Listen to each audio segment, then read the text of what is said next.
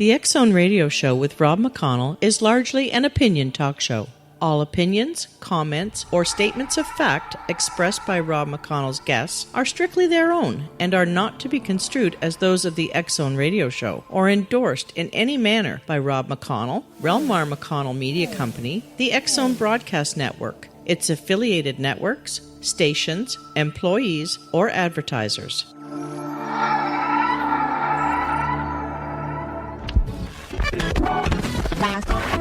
All Hit Radio.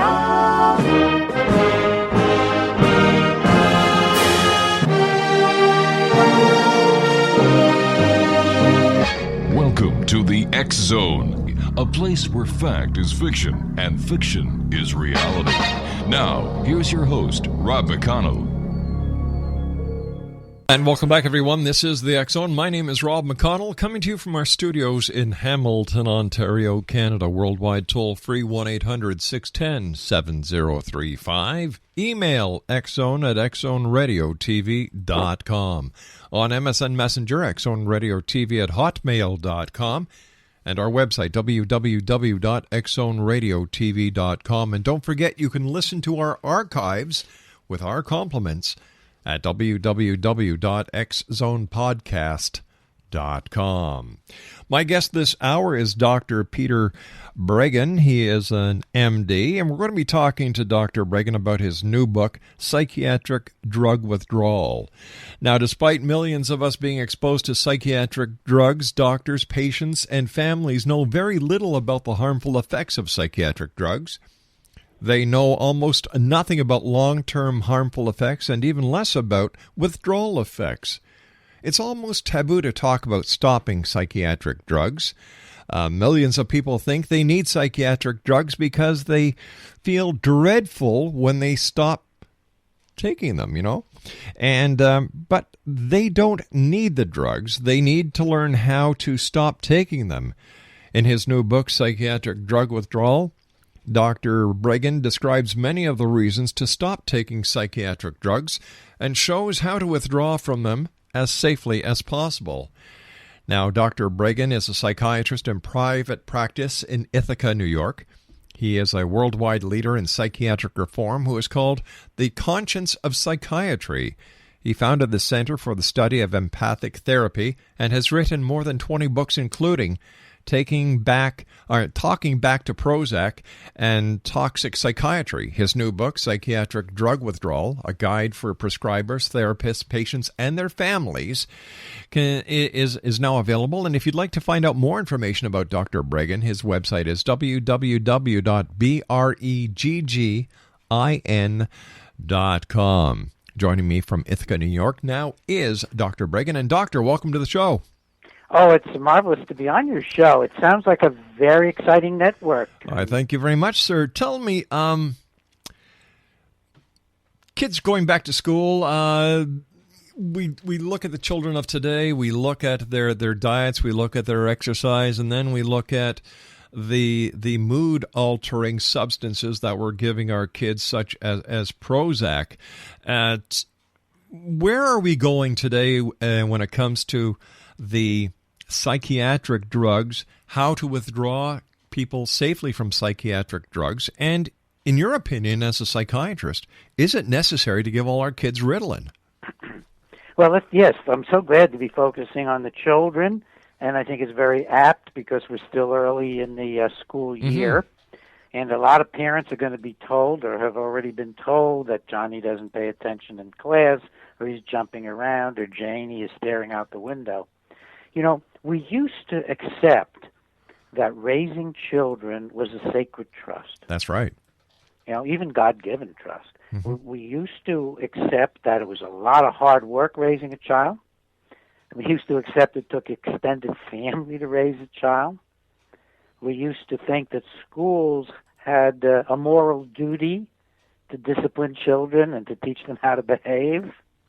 We have a lot of good, solid, traditional values that make so much more sense than the current psychiatric approach. Parents come to me who have a child who is out of control. He's talking back. He's sassy. He gives teachers a hard time. And I ask them, well, have you ever discussed discipline problems with any of the psychiatrists that have been giving your son all these drugs? Dr. Breggin, please stand by, sir. You and I have to take a 2-minute commercial break. Exo Nation, Dr. Peter Breggin MD is our special guest. www.breggin, BREGGIN.com. We're talking about the good doctor's new book, Psychiatric Drug Withdrawal. My name is Rob McConnell. This is the X Zone. We'll be back in 2 minutes. Don't go away.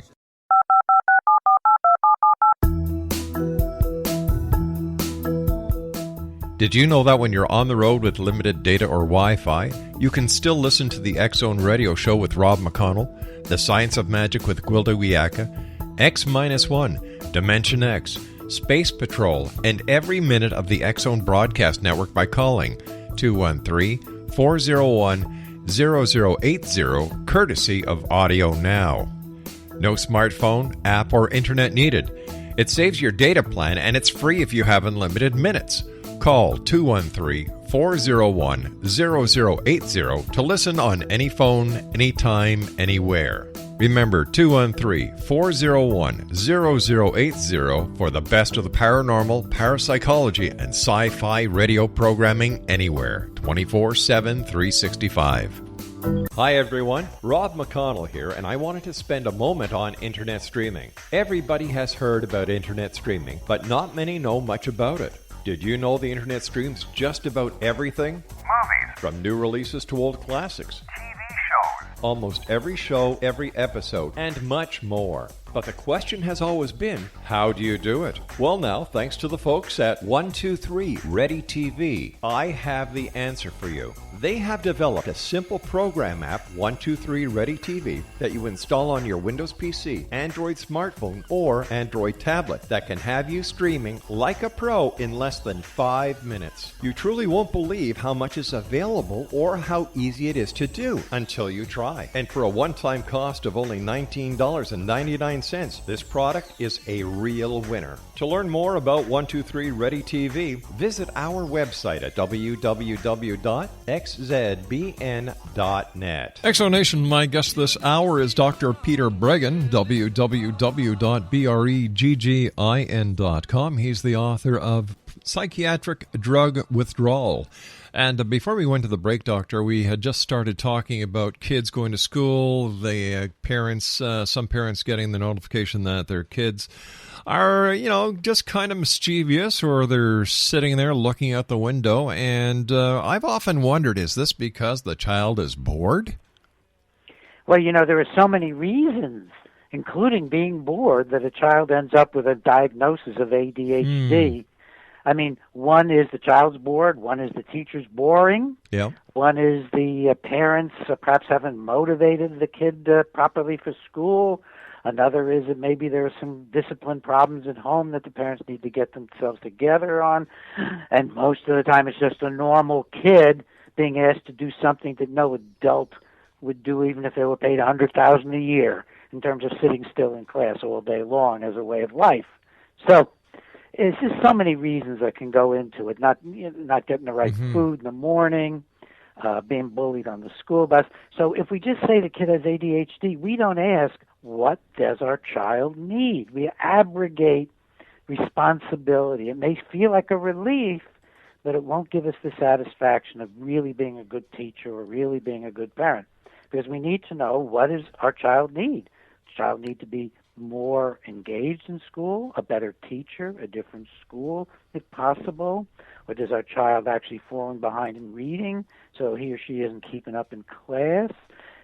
And often in my practice, what I see is that it's a perfectly normal child.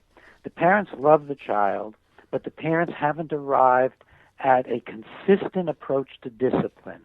Often they're excessive on the permissiveness end of things, or they're giving contradictory instructions from each other, and the kids playing the parents off against each other. But all these issues are not hard to handle.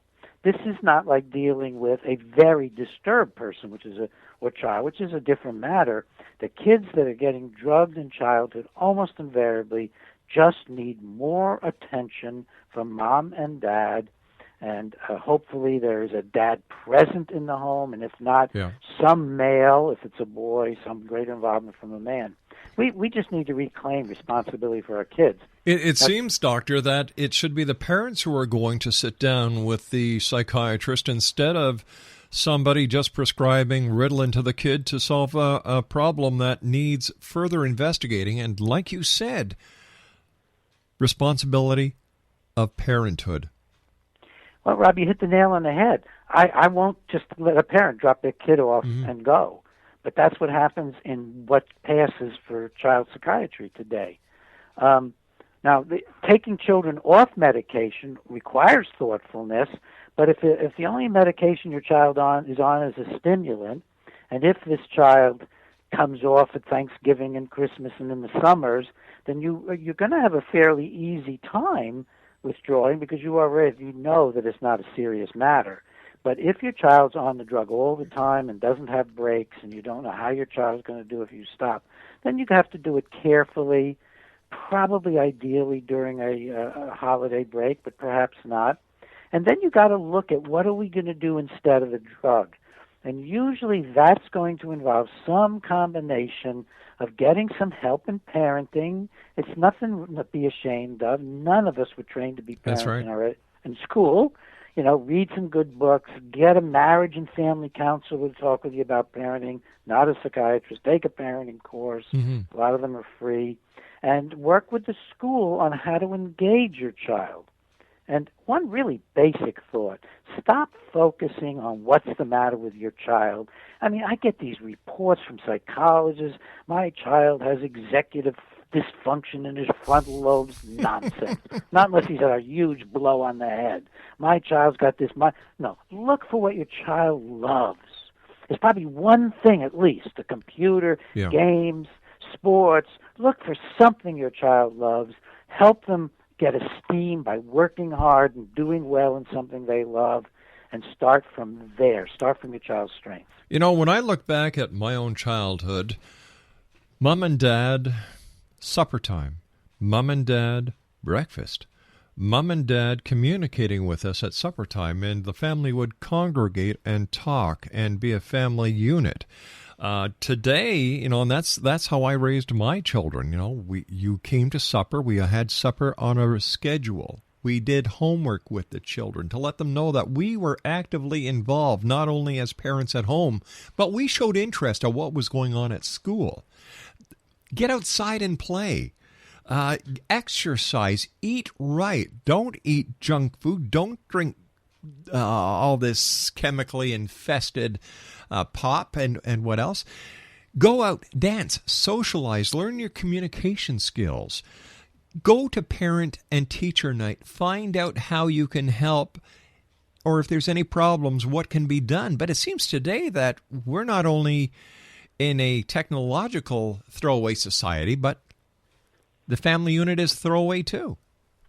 Well, you're just so on target. And you know, you could go to 3 psychiatrists in a row to get diagnosed and drugged, and you would never hear what you just said. Psychiatry has totally lost track of what it means to be a human being, to have a family. It's lost track of wisdom, and it's just stuck in this narrow, awful box. And these drugs are bad for children. I mean, the stimulants suppress growth. They frequently cause depression. They're often the start of the child getting more adverse drug reactions and ending up on 4 or 5 drugs when it only started with he was a bit of a behavior problem. And these drugs predispose to using cocaine in young adulthood. And I lay all this out in the book. I mean, it's there. It's real. You see, a lot of people don't realize, Doctor, that Ritalin is in the same pharmacological category as cocaine. It absolutely is. And all. Every good textbook will tell you that. But not all parents read the textbook. They just go with their prescription, go to the pharmacist. And I've heard horror stories where parents are taking the Ritalin from the child and either using it themselves or selling it. Yeah, well, why not? It's the most frequently stolen street drug there is. Unreal. About these stimulant drugs. It's really bizarre. Tell me, Doctor, what has happened over the years? I remember going to school and, God, you know, to have anybody on a kind of drug that was given by a psychiatrist, you never heard about that. If there was a problem, you had a teacher, you had a principal, and God help you if Dad got that call from the principal. Well, what has happened is a general abrogation, a giving up of authority on the part of parents and teachers, and then just letting the drug companies, the pharmaceutical industry, and their psychiatric and pediatric salespersons move into the gap. We're allowing the pharmaceutical industry billions of dollars to control practically everything that's going on in the mental health field now. That is not an exaggeration. And to fill in the gaps where people should be providing services to each other, where people should be taking care of each other, where parents should be taking care of children, where husbands and wives should be learning how to have good marriages, and where men and women should be learning to find work that they love. All the things that are important to do in a creative life now are dismissed by, oh, you're tired, you're exhausted, you're stressed, take a pill. It's a cultural disaster, Rob. Well, I'm glad you're there to help try and get this disaster back into order, Doctor. Exonation, my guest is Dr. Peter Breggin. He's the author of Psychiatric Drug Withdrawal. His website is www.breggin. Tell me, Doctor, can you give me an estimate about how many Americans are actually taking psychiatric drugs? Well, one estimate from about 2 years ago is that 20% of Americans are on psychiatric drugs at any one time. I think the figure is probably near a third, and that's not including the people who have been on for years and stopped and the people who are going to get on them later. It's not about everybody. It's just about at any given slice. I think without a doubt more than half of Americans are going to be exposed to psychiatric drugs, and I suspect that 20% or more of our children. And the kids are getting more and more exposed to adult drugs because that was a specific push made by the drug companies. And in fact, they're now paying billions of dollars in fines to the federal government for pushing off-label, that is, illegally pushing their drugs on kids. That $1 billion doesn't mean a thing to one of these companies, but they have been doing that. And they're also doing a lot of that for adults. This is hard to believe, Rob, but the biggest revenue maker right now for the drug companies are antipsychotic drugs. And those are drugs that was intended for like maybe 1% of the population, but off-market labeling and promoting has led people to be getting these drugs for sleep. Wow. Our soldiers are allowed to be given 180 days of Seroquel, a heavy antipsychotic, mind-numbing drug, when they go into combat. These young men and women can take 180 days with them of that stuff. And just imagine the effects of doing that and then thinking, oh, well, I haven't had any for a week. Maybe I should take all 7 pills. I've got to, we've got to go for our news in about a minute, Doctor, but I have to, it has to make you question, why would anyone in their right mind give a soldier going into action a psychotropic drug? That's right. Doctor, stand by. It's great having you with us. Exonation, my very special guest this hour is Dr. Peter Breggin. www.breggin.com. His new book is Psychiatric Drug Withdrawal, a guide for prescribers, therapists, patients, and their families. Once again, his website is www.breggin.com. I'll be back on the other side of the news with our special guest this hour. Man alive, can you imagine giving soldiers going into action psychotropic drugs? We even give them stimulants and addictive sedatives. All right, stand by, Doctor. This is going to take... And antidepressants. Oh, my Lord. We'll be back. Don't go away. This is the X-Zone Broadcast Network, broadcasting worldwide on broadcast affiliates and satellite program providers, including CNN Broadcast Network, Sirius Satellite Network, Star Media, Good News Radio Network, Angel Broadcast Network, Wiki Broadcast Network, and WPBN TV. For more information on the X Zone Broadcast Network, visit us at www.xzbn.net.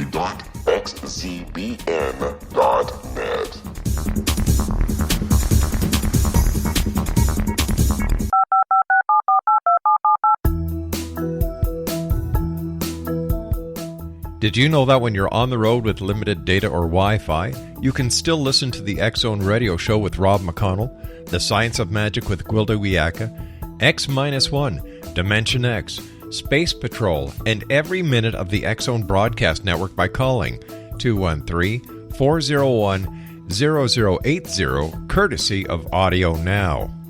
No smartphone, app, or internet needed. It saves your data plan, and it's free if you have unlimited minutes.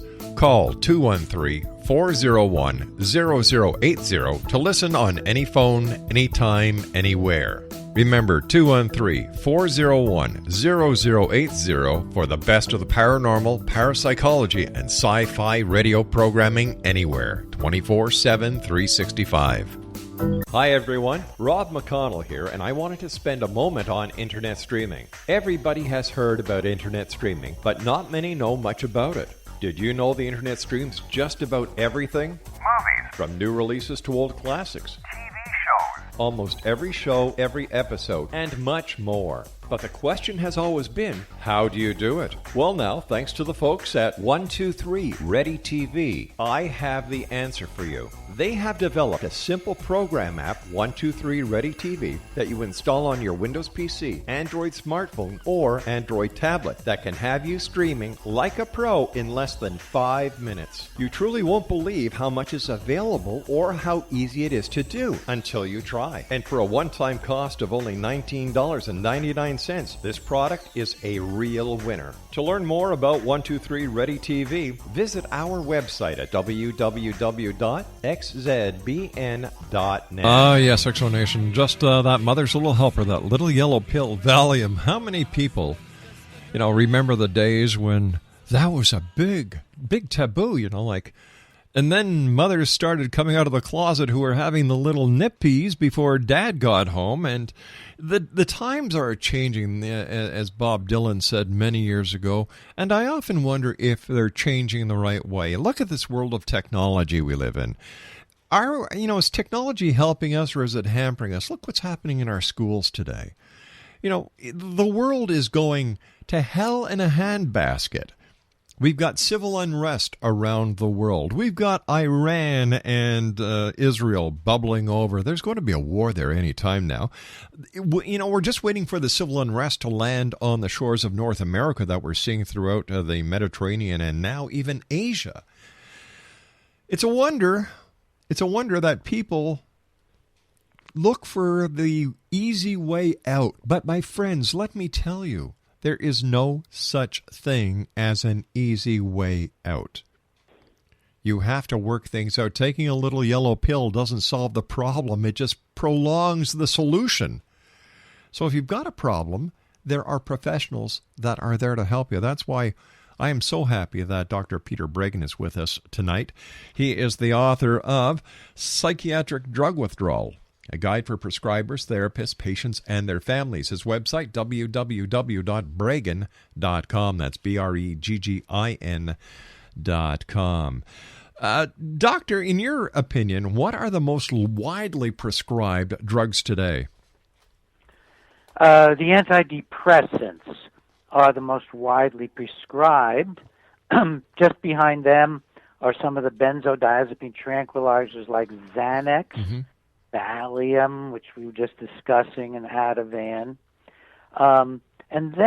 But the biggest money makers, which are also up near the top, are the new antipsychotics because the marketing has been so incredibly brilliant and misleading for them. So drugs like Seroquel and Risperdal and Zyprexa and Abilify are being given to children now, which I think is absolutely bizarre.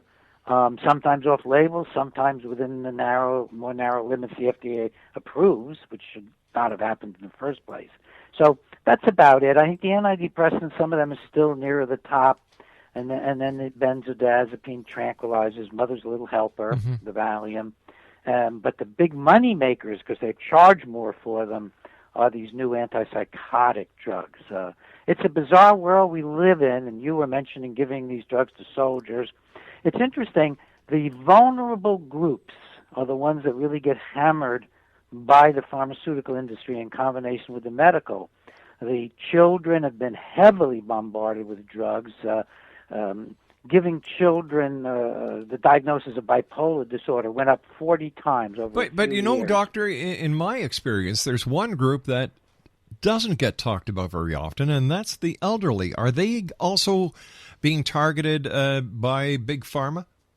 That was going to be one of my lists. That's right. The elderly, which is mostly women, and they're being given drugs which have, like Seroquel and Abilify and Risperdal, to slow them down in the nursing home so they don't complain, so they're more zombified, so they don't have needs expressed, but it hurries their death and gives them a variety of terrible disorders along the way. There's a black box warning on those drugs that the FDA has put on those drugs that you should not be, that they cause earlier death in the elderly patient, especially elderly demented patients who are often the old moms and dads, now great-grandparents in the nursing homes. I'm involved in a class action suit in Canada to stop giving some of those drugs to Canadian nursing home patients. We don't have even an action like that in the U.S. right now.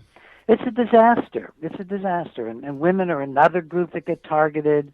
And the soldiers, because it's outside their control. Yeah. I get calls from soldiers who don't want to go into combat with drugs, but are told they have to. Can you imagine anything crazier than that? No, sir, I can't. And I think it's the people who are telling the soldiers they have to go into combat with drugs who actually need the psychiatric help.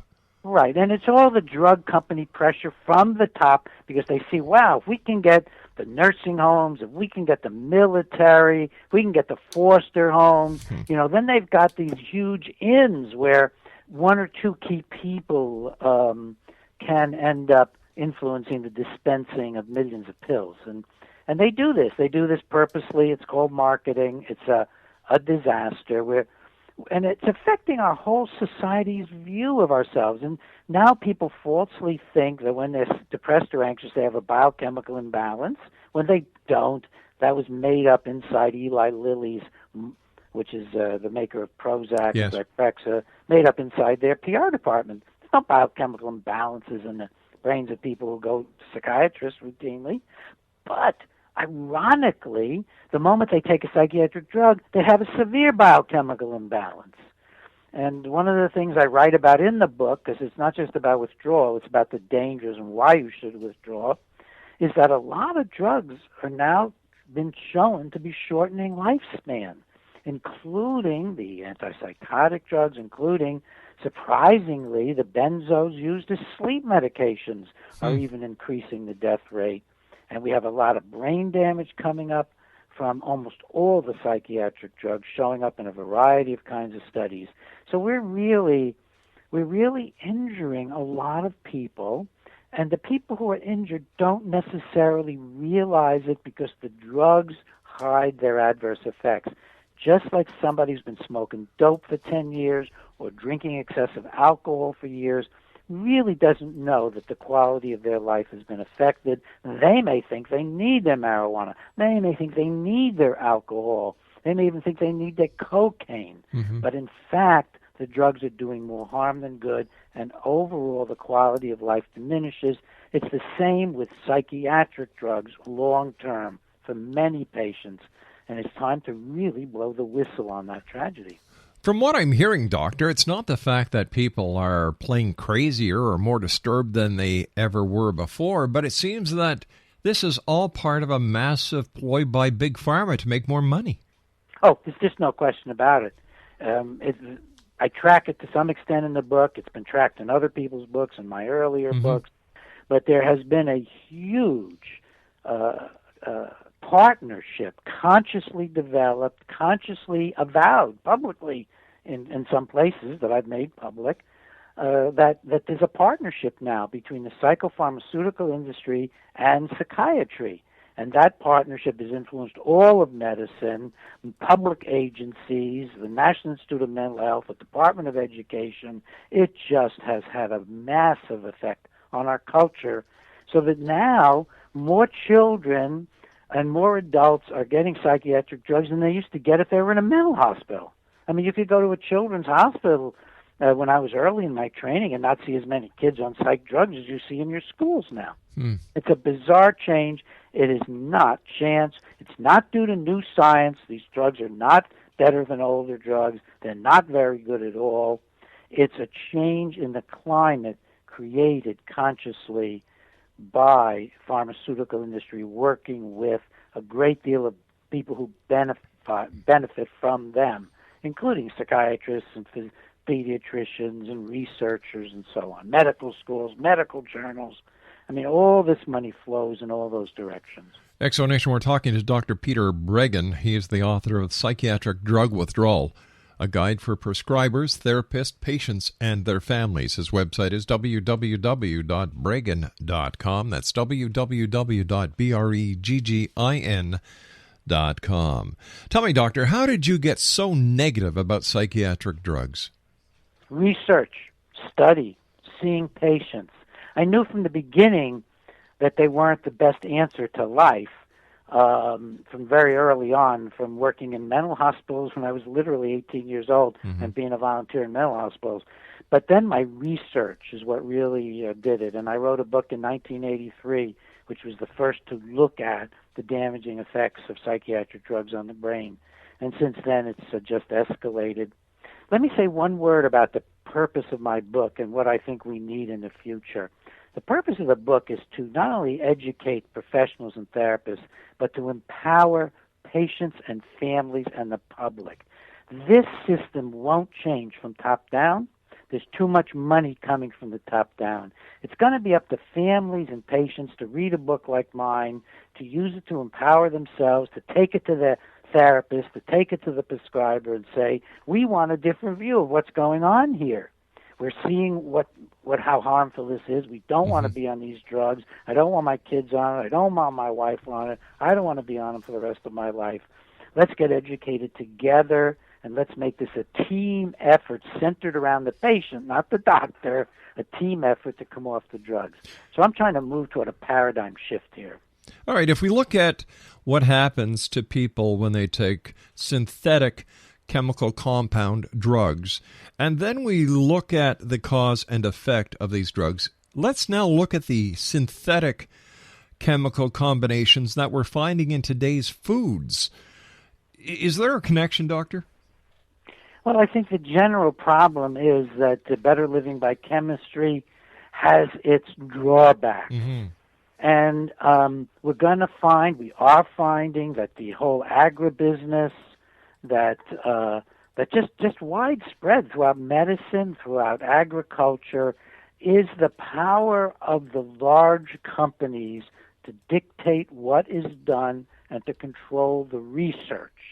So I think in every area we need to now bring skepticism about these drugs. Even simple things in medicine like what is obesity, at what weight or at what body mass index do we say someone's obese, or at what blood sugar do we say someone has diabetes and should be treated.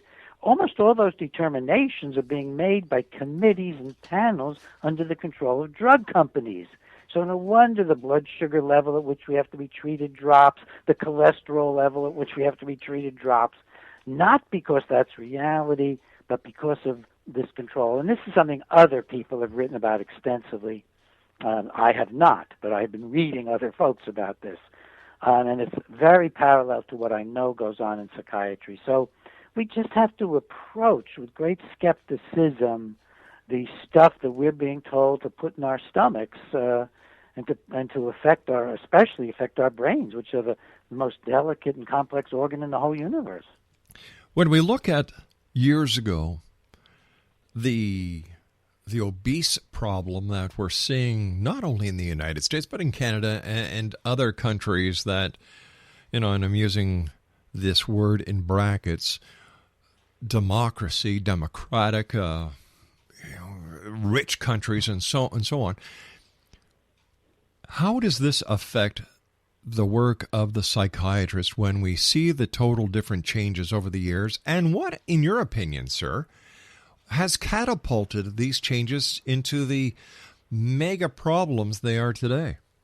Well, if you just look at the obesity problem, one piece of it, unquestionably, is the psychiatric drugs. Mm-hmm. Because long run, the antidepressants cause obesity. They cause loss of weight usually in the beginning, but then the brain fights back and it pushes you toward obesity. The antipsychotic drugs, Seroquel, Abilify, Risperdal, they all cause horrible obesity in many, many Mm-hmm. patients. So that's one piece of the problem. But then there's the larger issue, and psychiatry contributes to this too, which is people have forgotten that America and life is about taking responsibility for your health, your livelihood, your family, your children, your parents, your husband or wife. That human beings thrive when they're in charge. Well, and I think that's key. You know, this is exactly what you and I started off the hour talking about, was taking responsibility. And, Yes. and it would almost seem, Doctor, that we are in a quick fix society, that we're all looking for the magic pill that will solve all our problems. However, as I've said many a times, it doesn't solve the problem. It masks the problem. The problem is still there, and until you get to the point where you understand and identify that problem, all the pills will do is numb you to the point that you don't realize what the problem is, and, you know, it's still there. Yeah, and I would like to leave folks with a positive concept. All right, why don't we do this? I'm going to take my final break.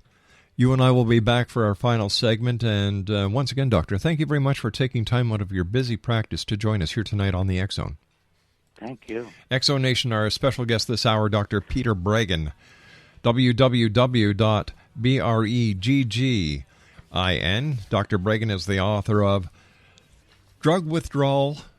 Psychiatric Drug Withdrawal, a guide for prescribers, therapists, patients, and their families. Once again, his website, www.breggin.com. And the good doctor and I return on the other side of this commercial break as we continue here in the X-Zone from our studios in Hamilton, Ontario, Canada. Don't go away.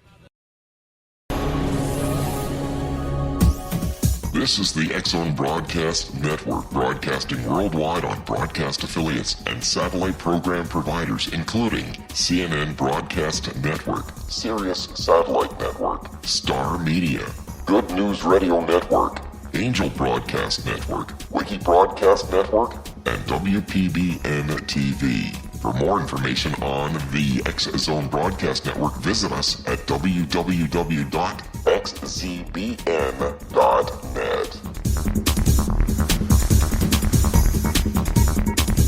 X-Zone Nation, our guest this hour, Dr. Peter Breggin. His website is www.breggin.com, and Dr. Breggin is the author of Psychiatric Drug Withdrawal, a guide for prescribers, therapists, patients, and their families. Doctor, can you help us finish on a positive note? I really want to do that because life really can be lived without psychoactive substances, without relying on them. A moment of crisis between you and your husband or wife, a time of great conflict with your children, a time that your mother or father is getting old. Mm-hmm. These are times when you can have enormous creativity in your life. The extent that somebody is profoundly depressed indicates the extent they really wish life was better.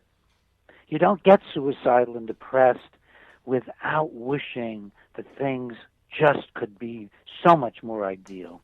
When husbands and wives are at their throats, if they started out with love, then love can be regained. And if one of them is horribly down and out, it should be a team effort of husband and wife to bring each other back up, to find the life they wanted, to cooperate and empower each other.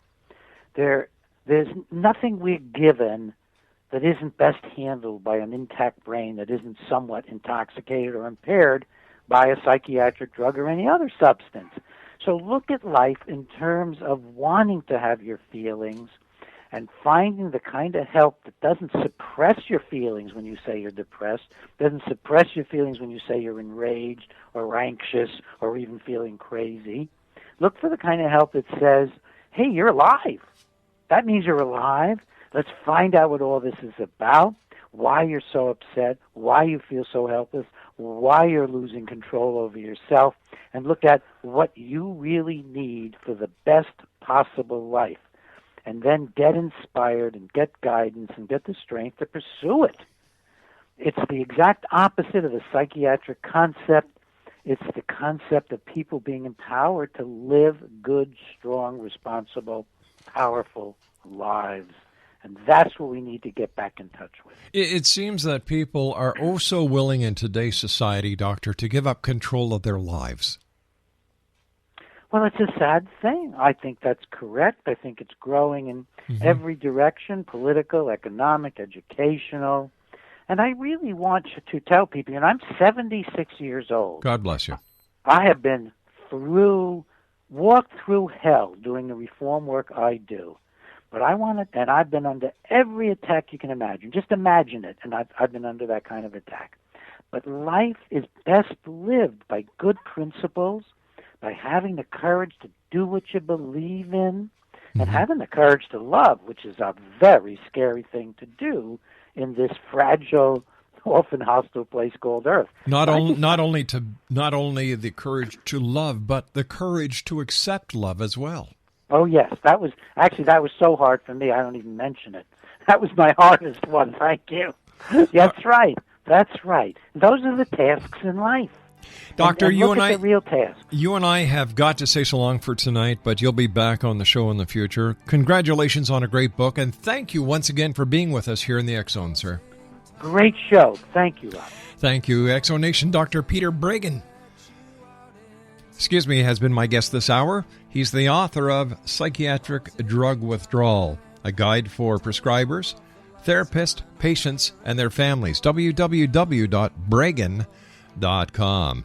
I'll be back on the other side of this commercial break with the news as the X Zone continues with yours truly, Rob McConnell. Don't go away.